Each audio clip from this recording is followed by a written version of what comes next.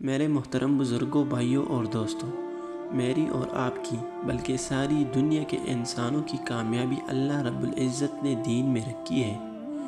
دین کا بنیاد ہے لا الہ الا اللہ محمد الرسول اللہ۔ اس کلمے کا معنی ہے کہ اللہ کے سوا کوئی عبادت کے لائق نہیں اور حضرت محمد صلی اللہ علیہ وسلم اللہ کا رسول ہے۔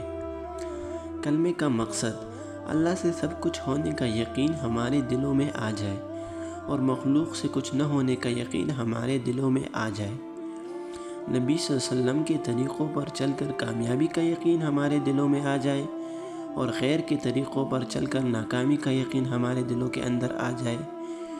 کلمے کی فضیلت: 100 سالہ کافر اگر اخلاص کے ساتھ اس کلمے کو پڑھ لے تو اس کے پچھلے تمام گناہ معاف ہو جائیں گے، اور اگر کسی گناہ کے بغیر اسی وقت فوت ہو جائے تو جنت میں داخل ہوگا۔ جب ہم نے یہ کلمہ پڑھا تو ہم پر اللہ کے تمام احکامات فرض ہو جاتے ہیں۔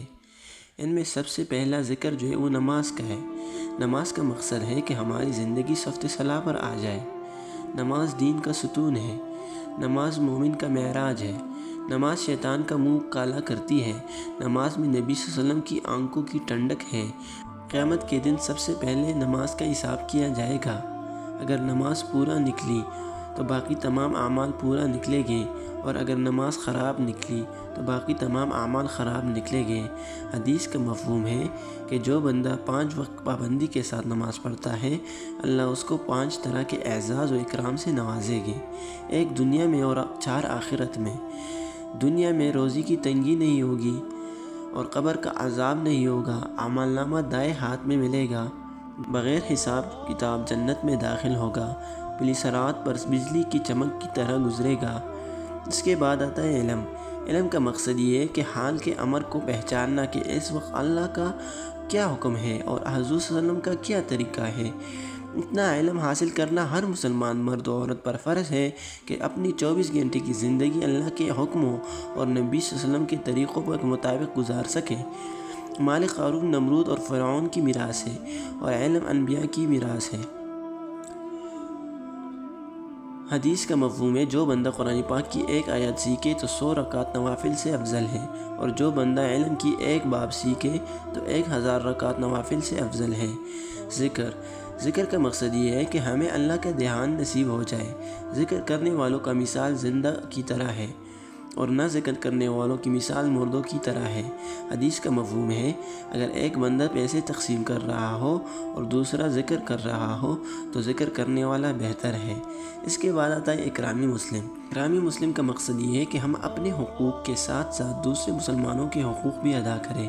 حدیث کا مفہوم ہے مسلمان کی بیمار پرسی کے لیے جو بندہ صبح کو جاتا ہے تو شام تک 70,000 فرشتے اس کے لیے معافرت کی دعائیں کرتے ہیں۔ اگر شام کو جاتا ہے تو صبح تک 70,000 فرشتے معافرت کی دعائیں کرتے ہیں۔ اسی طرح ہم چھوٹوں پر سے پیار کریں، بڑوں کی عزت کریں، علماء کی قدر کریں۔ رسول اللہ صلی اللہ علیہ وسلم نے فرمایا کہ جس میں یہ 3 صفات نہ ہو وہ ہم میں سے نہیں۔ اس کے بعد آتا ہے صحیح نیت۔ صحیح نیت کا مقصد یہ ہے کہ ہم ہر نیک کام اللہ کی رضا کے لیے کریں۔ حدیث کا مفہوم ہے کہ اخلاص والے ہدایت کے چراغ ہے، اس کی وجہ سے اللہ رب العزت بڑے بڑے فتنوں کو دور کرتے ہیں۔ ایک مرتبہ حضرت عمر بن خطاب رضی اللہ تعالیٰ عنہ رات کے وقت مدینہ کی گلیوں میں گشت کر رہے تھے تاکہ لوگوں کے حالات معلوم کر سکیں۔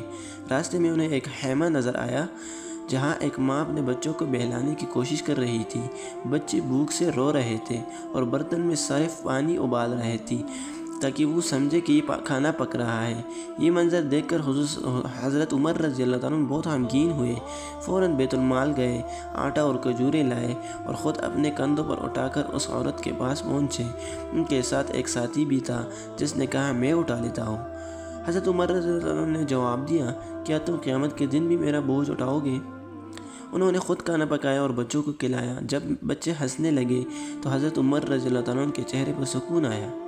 اس واقعے سے ہمیں یہ سبق ملتا ہے کہ اگر نیت صاف خالص اللہ کے لیے ہو تو چھوٹا سا عمل بھی بہت بڑا بن جاتا ہے اور انسان دوسروں کی مدد میں بھی سچی خوشی پاتا ہے۔ اس کے بعد آتا ہے دعوت تبلیغ۔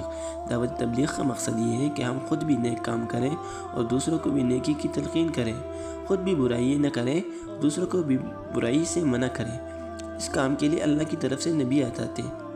ہمارے یقین ہے کہ حضرت محمد صلی اللہ علیہ وسلم اللہ کے آخری نبی ہے، آپ کے بعد کوئی نبی آنے والا نہیں، اور یہ نبوت کا کام اللہ رب العزت نے آپ صلی اللہ علیہ وسلم کی امت کے ذمے لگایا ہے۔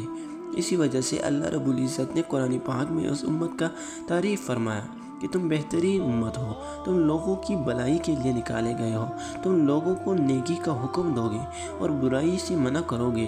میرے بھائیوں، قرآن کی اس آیت سے معلوم ہوتا ہے کہ تبلیغ کا کام صرف ثواب نہیں بلکہ ہماری ذمہ داری بھی ہے، اور اس کو سیکھنا بھی ہے، سکھانا بھی ہے، اور آگے سارے دنیا تک پہنچانا بھی ہے۔ اس کے سیکھنے کے لیے بزرگوں نے ایک ترتیب بنائی تھی کہ 4 مہینے لگا کر اس کو سیکھیں اور پھر اپنی زندگی کا مقصد بنائیں۔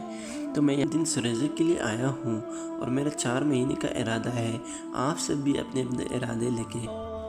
شکریہ۔